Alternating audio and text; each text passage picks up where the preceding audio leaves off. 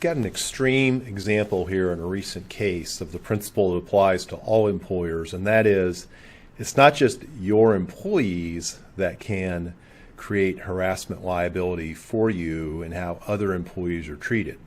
So let me tell you just a little bit about the case. As I say, it's an extreme example. It's a care facility, and a nurse was subjected to what I think anybody would agree is, in any other context, certainly would be intolerable behavior from a patient who was mentally impaired and would engage both in comments and also touching of everything you might imagine. The nurse complained. It's alleged that the supervisor was not sympathetic, and then when the nurse was out for a period of time and came back, was ultimately terminated for refusing to treat the nurse, refusing to treat the patient, and at one point apparently taking a swing at him. So that's the scenario, and probably what lawyers would call a bad fact is after she was terminated, this patient was moved to an all-male lockdown unit. So nurse filed claims for sexual harassment and retaliation.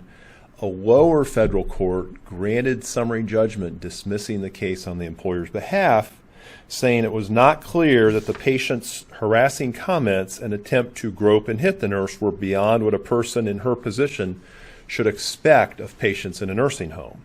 Federal Court of Appeals, higher level, reversed that, said a reasonable jury could find this is severe and pervasive, unlawful harassment. Certainly it is an unusual work environment that may change the standards, but this conduct is such that would be considered intolerable even under the circumstances. So very few people watching this have that kind of work environment, which does present unique challenges. We don't suggest that it doesn't.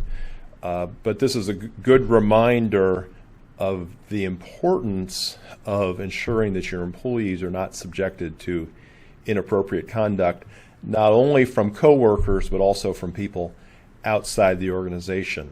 And I think that's going to prove to be increasingly true, just as the standard, I think, is going to inch up in a lot of areas in this post-Me Too era. So whether it's employees dealing with customers, employees dealing with third parties, the person who sits at your front desk and deals with delivery people. You don't directly control those people. It's harder to. It may present customer issues if one of your customers or clients is engaging in inappropriate behavior. But it is clear that when somebody is legally entitled not to have a hostile work environment at some point, that environment can be affected not only by your employees, and you've got to invite those concerns to be raised and deal with them when they come up.